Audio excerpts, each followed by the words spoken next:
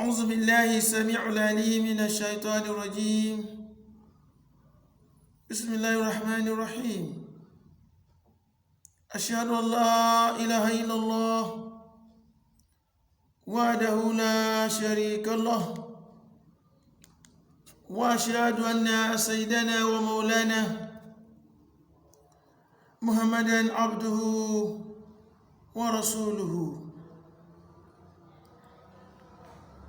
أما بعد، فأعوذ بالله السميع العليم من الشيطان الرجيم. أعوذ بالله السميع العليم من الشيطان الرجيم. أعوذ بالله السميع العليم من الشيطان الرجيم.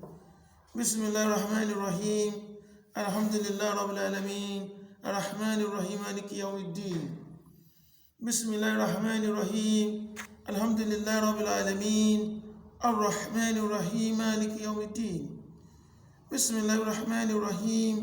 الحمد لله رب العالمين، الرحمن الرحيم مالك يوم الدين.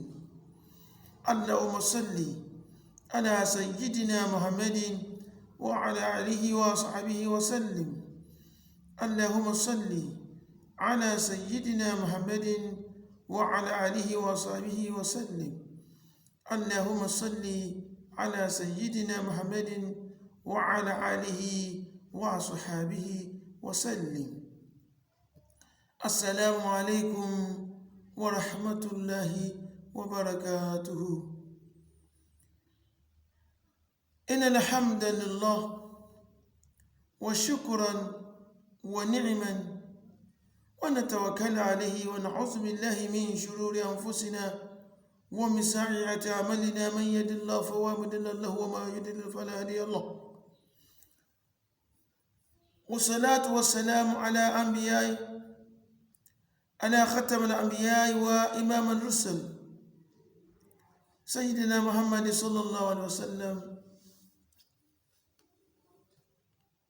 وما بعد، akẹ́yìn ọmọ ìyá wa lọ́kùnrin àti lóbìnrin, lọ́mọdé àti lágbà, lónílé àti lálejò, ní kíkí ọlá àtọ́lá ńlá lẹ́yìn tí gbogbo wa fi máa kíra wa níjàgbéda alìkíyàmọ̀ ipá. Assalamu alaikum wa rahmatullahi wa barakatuh. Ìkẹ́ àtọ́lá Ọlọ́run kó máa bá Ànábì wa Muhammad sallallahu alaihi wasallam, ẹni tá àtọ́rí rẹ̀ dáyé àtọ̀run. Àsàlátù tó pọ̀ kó máa bá Ànábì Muhammad sallallahu alaihi wasallam, adápadà rẹ̀ orí ajẹ́jẹ́ tán rẹ̀ kó máa bá gbogbo àwọn ẹni rẹ̀ àti gbogbo àwọn tó fi ojú pọ̀nà wọn lé, tó fi ojú ẹsẹ̀ wọn lé ojú pọ̀nà tí Ànábì Muhammad sallallahu alaihi wasallam, gbogbo àwọn tó ń tẹ̀lé tún sunnah Ọlọ́run àti tànábì Ọlọ́run. Máṣàlá ìkẹ́ wọn, máṣàlá ìdúró tì wọ́n. Now, ní àìnígbára ní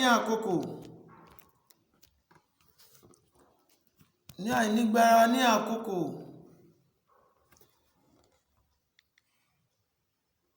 ọ̀rọ̀ tí a fẹ́ bára wa sọ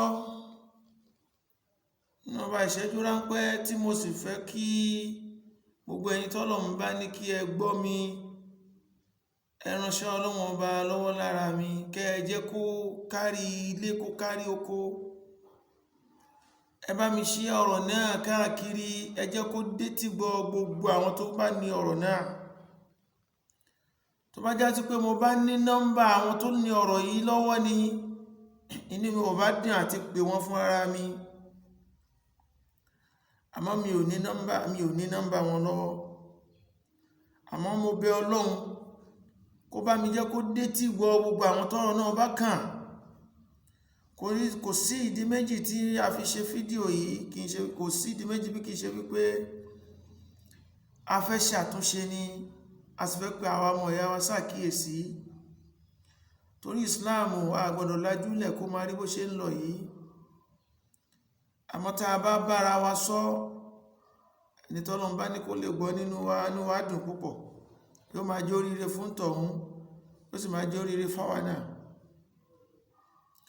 Ní tí mo fẹ́ sọ̀rọ̀ lé lórí òun náà ni gbólóhùn méjì náà ni,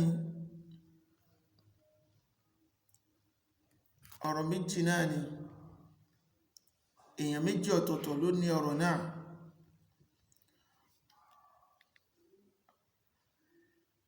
àkọ́kọ́ ń bẹ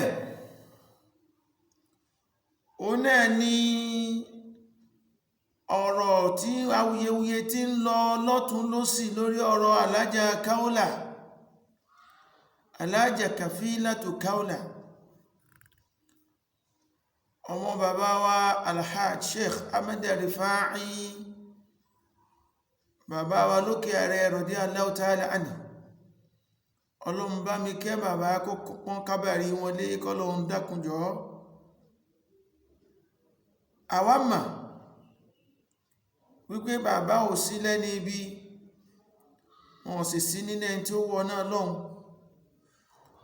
Àmọ́ gbogbo tí ń ṣẹlẹ̀ yìí, ṣètánù owó ẹni méjì àti tàbùkù àti tàbàjẹ́ fún bí kìí ṣe àwọn ẹni Ọlọ́run, àwọn ẹni rere. Ọlọ́run bá ò ní gbèṣù láàyè. Gbogbo àwa tí a ti sọ̀rọ̀ lóríṣiríṣi lórí ọ̀rọ̀ yìí gẹ́gẹ́ bá àwọn nǹkan tí mo rí, tí mo gbọ́, tí mo wò, mo fẹ́ ká lọ bẹ̀rù Ọlọ́run. Ẹ lọ bẹ̀rù Ọlọ́run o. Ànábì wa Muhammad sallallahu alaihi wasallam, Ànábì ní gbogbo ẹnikẹ́ni tó bá bo ìbàjẹ́ ọmọ ìyá rẹ̀, Ọlọ́run bá yóò